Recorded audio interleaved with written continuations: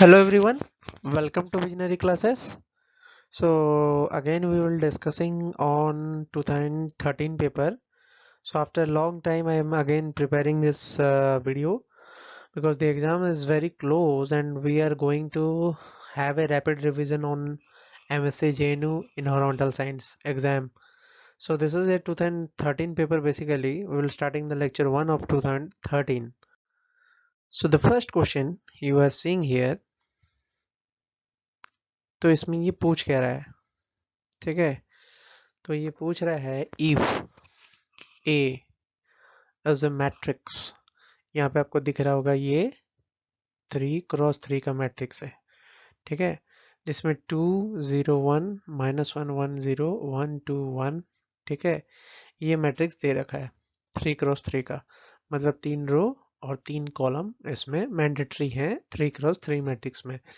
तो आपको matrix and determinants के प्रॉपर्टीज पता होना चाहिए। मैट्रिसेस एंड डिटर्मिनेंट, ये सारे इंपॉर्टेंट टॉपिक्स हैं, तो इनके बारे में आपको आइडिया होना चाहिए। तो क्योंकि ये 3x3 का मैट्रिक्स था तो हमने इसमें पूछा था उसने ए स्क्वायर, ठीक है। तो सिंपल मल्टीप्लिकेशन करो, बट यस बच्चे क्या करते हैं कि मल्टीप्लिकेशन में गलती करते हैं। तो ए स्क्वायर को कैसे मल्टीप्लिकेशन करना है इसका आप जान लो, ठीक है। ए स्क्वायर का मतलब है ए क्रॉस ए, ठीक है। अभी ए क्रॉस ए को कैसे करोगे ये जान लो। सबसे पहले आपको रो 1 रो 2 और रो 3 डिनोट कर देना है यहाँ पे, और सेकेंड टाइम जब आप इसको लिखोगे C1 C2 C3 लिखना है जैसे नॉर्मल मल्टीप्लिकेशन होता है।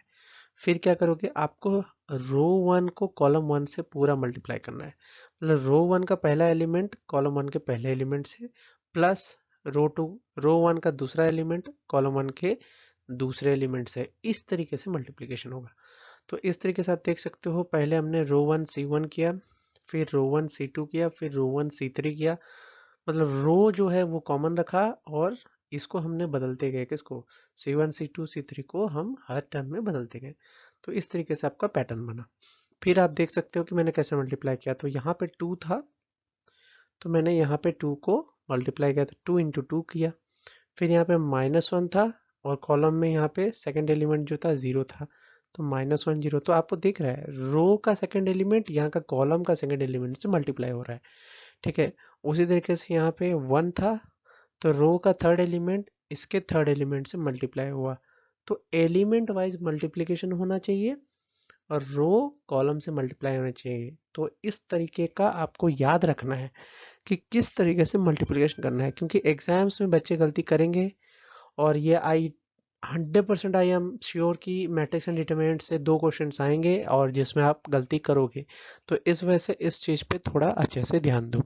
तो इसके बाद यहाँ पे ये 4+1 आया, 2 आया, 3 आया, -2 -1 1 -1 1 4 2, ठीक है। तो answer is like this, that is 5 2 3 -3 1 -1 1 4 2, ठीक है।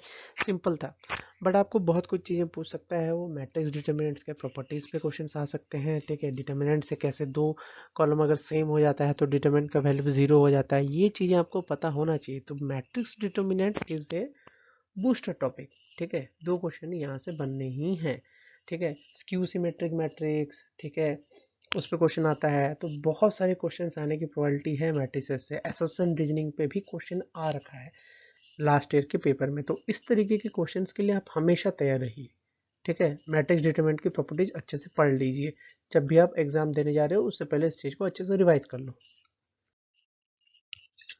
नेक्स्ट क्वेश्चन ये पूछ रहा है केपलर्स लॉ पे, ठीक है। तो ये केपलर्स लॉ क्या था, a line drawn from the sun to the planet sweeps out equal areas in equal interval of time, ठीक है। तो ये क्वेश्चन उसने पूछा है।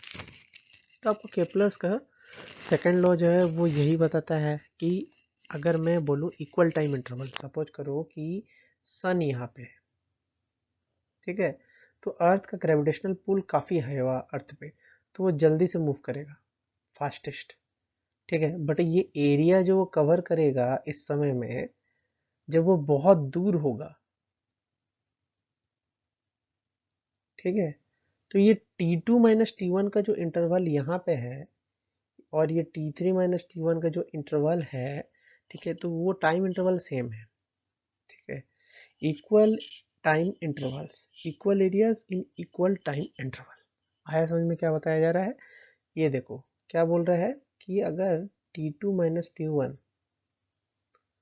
सपोज करो यहाँ पे T2 माइनस T1 मतलब ये पोजीशन से इस पोजीशन में पहुंचने में उसको अगर 5 डेज लग रहा है, ठीक है, तो इस पोजीशन से इस पोजीशन में पहुंचने को उसको T3 माइनस T4, ये तुमको 5 डेज ही लग रहा है, ठीक है, बट ये ज़्यादा जगह कवर करके चल रहा है, ये कम एरिया कवर करके चल रहा है। इसका मीनिंग क्या है कि इस जगह पे उसकी स्पीड ज़्यादा होगी, स्पीड शुड बी हाई। कहाँ पे? पेरीहेलियन में। इसको एपीहेलियन बोलते हैं, इसको पेरीहेलियन बोलते हैं। ये भी समझ लो कि सन के पास जब होगा वो पेरीहेलियन होगा, सन से दूर जब होगा एपीहेलियन होगा। तो स्पीड यहाँ पे इंक्रीज कर गया, बट यहाँ पे स्पीड डिक्रीज किया, ठीक है, यहाँ पे स्पीड डिक्रीज किया क्योंकि इसको बहुत दूर है और सन का ग्रेविटेशनल पुल कम पड़ रहा है उसको। तो आई होप कि आपको ये जो क्वेश्चन है इसका बेसिक कंसेप्ट आपको समझ में आया होगा, but you should read also what other laws. ये वाला लॉ भी पढ़ो, थर्ड लॉ भी पढ़ो और न्यूटन्स लॉ भी पढ़ो, ठीक है, ये भी पढ़ो। ये भी ज़रूरी है, केपलस का first law, second law, third law and Newton's law. देखो ऑप्शंस पे वर्क करना बहुत ज़रूरी है क्योंकि आप एग्जाम देने जा रहे हो, आपको ऑप्शंस पे काम करना बहुत ज़रूरी है।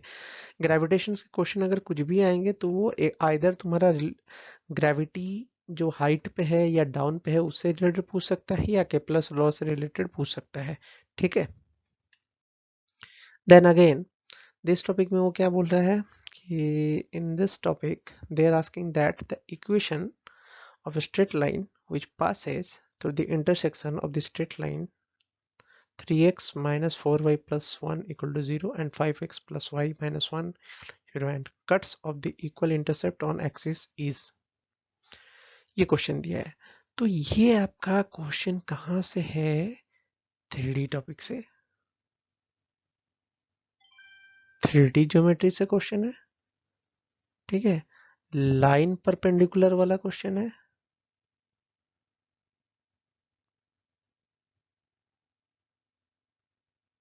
इस तरीके के क्वेश्चन बहुत आते हैं, तो इस तरीके के क्वेश्चंस के लिए आप तैयार रहिए। तो क्योंकि यहाँ पे दिया है, देखो क्वेश्चन को स्टेप बाय स्टेप पढ़ो नहीं तो गलती करोगे। स्टेप 1 देखो, ठीक है, I will focus on step 1। Step 1 में 3x minus 4y plus 1 equal to 0। Step 2 5x plus y minus 1 equal to 0। Then what we do, equation of line passing through the point of intersection. इनके point of intersection से कौन सा line पास करेगा उसको कैसे लिखा जाएगा।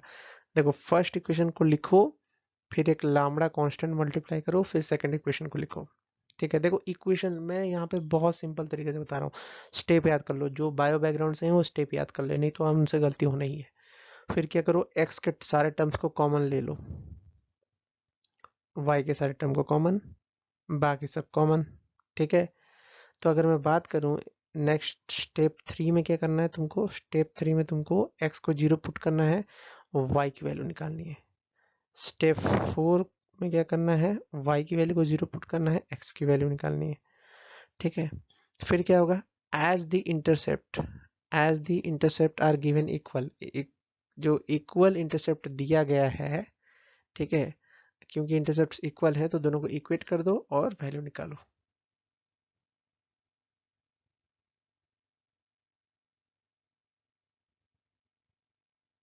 ठीक है। Lambda equal to -7/4, this is the answer. तो आई होप कि ये वाला क्वेश्चन में सिर्फ स्टेप्स जानना था। अगर ऐसा क्वेश्चन दिया है और बोल रहा है कि इक्वल इंटरसेप्ट है, इसका मीनिंग क्या है समझते हो, ठीक है। इसका मीनिंग ये है इसका मीनिंग, ये जो लाइन है, ठीक है, ये वाई एक्सिस को जितने में काटेगा एक्स एक्सिस को उतने में काटेगा। गुड, तो ये क्वेश्चन समझ में आया, तो आगे चलते हैं। Okay, this question is again trigo and derivative. देखो खेल ट्रिग्नोमेट्री प्लस डिफरेंशिएशन। ठीक है, ट्रिगो वाले रिलेटेड डिफरेंशिएशन बहुत आएंगे। ओके, तो एक चीज याद रखो, जैसे ये क्वेश्चन दिया स्टेप 1 में, suppose this question is given, ठीक है, तो इस क्वेश्चन में आप सिंपल सी बात कर सकते हो कि यहाँ पे 1 माइनस एक्स का रूट ओवर दिया है, तो आप कौन से फॉर्मूला लगाओगे? आपके पास 3 फॉर्मूले हैं 10th क्लास में, sine square x cos square x equal to 1, 1 plus tan square x equal to sec square x.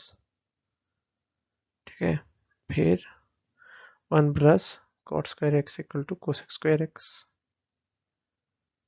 3 फॉर्मूले, लेकिन आप इसमें फॉर्मूला कौन सा लगाओगे? ये वाला लगाओगे, सिंपल, क्योंकि हम हमेशा साइन स्क्वायर और कॉस स्क्वायर टर्म्स में करने की कोशिश करते हैं। तो फर्स्ट स्टेप पे मैंने ले लिया let X equal to sine T.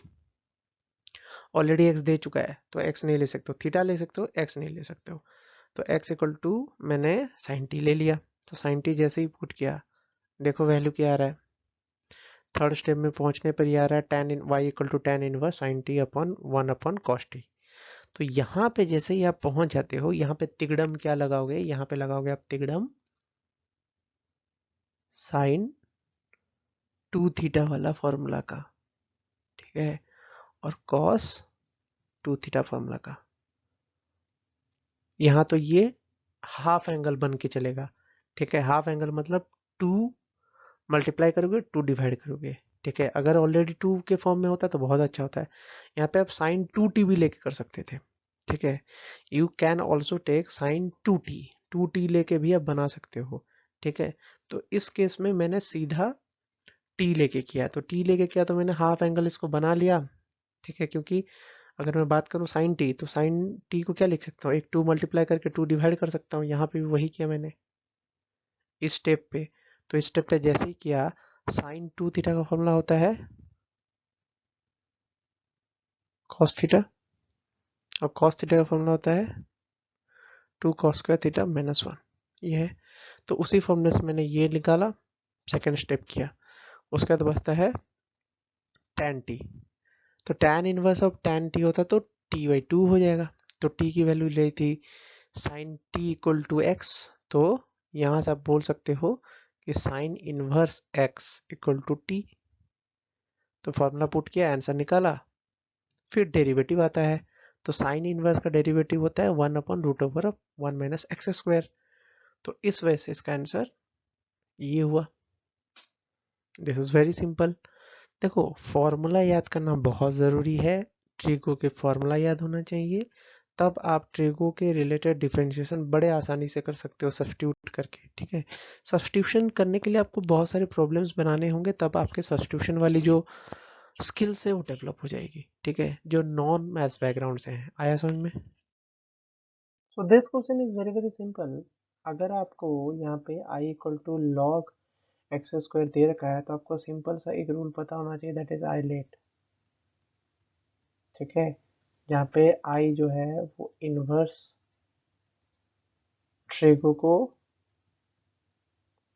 ठीक है, डिनोट करता है, एल जो है logarithm, A algebraic, T trigo, E exponential.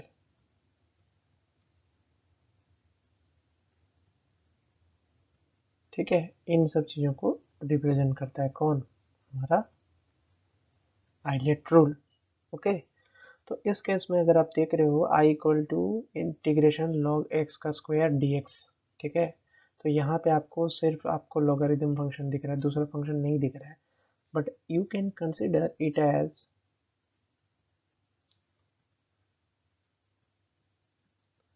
X to the power 0 d x, जिसकी वैल्यू 1 होती है, ठीक है। अब इस तरीके से कंसिडर कर सकते हो, अगर एक्स टू दी पावर 0 लेता हूँ, ये एक एल्जेब्रिक फंक्शन बन जाता है। तो क्योंकि एक एल्जेब्रिक फंक्शन बन जाता है, now you can easily do it, ठीक है। तो नियम क्या है कि u एक फंक्शन है और v एक फंक्शन है, ठीक है। तो इसमें इंटीग्रेशन क्या होगा, अगर इसको फर्स्ट फंक्शन माना जाए और इसको सेकंड फंक्शन माना जाए, बेस्ड अपॉन दिस, पहले इन्वर्स आएगा, फिर लॉगरिथम, फिर अलजेब्रिक, फिर ट्रिको, फिर एक्सपोनेंशियल। अगर आपको अनसॉर्टेड फॉर्म में दिया है तो आपको सॉर्ट करके लिखना है कि पहला फंक्शन कौन है, दूसरा फंक्शन कौन है, ठीक है। वो लिख दिया आपने, फिर आप इसको इंटीग्रेट कर रहे हो। तो इंटीग्रेट करेंगे अगर, तो क्या होगा कि पहला फंक्शन, दूसरा फंक्शन बाहर, पहला फंक्शन का इंटीग्रेशन किया, ठीक है, माइनस डेरिवेटिव ऑफ पहला फंक्शन इनटू इंटीग्रेशन ऑफ दूसरा फंक्शन, ठीक है, होल, ठीक है। ये जो होगा ये आपका आंसर होगा। इस तरीके से आपको करना है। तो यहाँ पे सिंपली हम लोगों ने इसको उसी तरीके से खोला, फिर आपका जो फाइनल फॉर्मूला है वो इस तरीके से बन गया है। बट यहाँ पे कंफ्यूजन फिर आ गया कि इंटीग्रेशन ऑफ लॉग एक्स आ गया। तो इंटीग्रेशन ऑफ लॉग एक्स को again you do like this, तो उसकी वैल्यू इतनी आएगी। तो जैसे ही इसकी वैल्यू इतनी आएगी, you can just put it here, ठीक है, 2 मल्टीप्लाई हो जाएगा, तो वैल्यू ये बन के आएगा। आया समझ में? So this question was also very very simple, ठीक है। ये क्वेश्चन भी आप बना सकते थे। तो ये क्वेश्चन भी आपको पता होना चाहिए आइलेट अलजेब्रिक फंक्शंस का रूल, ठीक है। इससे रिलेटेड अगर इंटीग्रेशंस आते हैं तो आपको ये बनाना आना चाहिए। एग्जाम देखो बहुत नज़दीक है, तो जितने भी लेक्चर्स अभी तक मैंने लिए हैं प्रीवियस ईयर क्वेश्चन के, उनके आप क्लियर कट रिवीजन दोबारा कर लो, ठीक है। अगर देखा नहीं अभी तक वीडियो तो दोबारा देख लो, ठीक है। Finish and wrap it all, ठीक है। If you sit like a dull बच्चा then you can not do, okay. तो exam is coming, so all the best all the aspirants and have a nice day.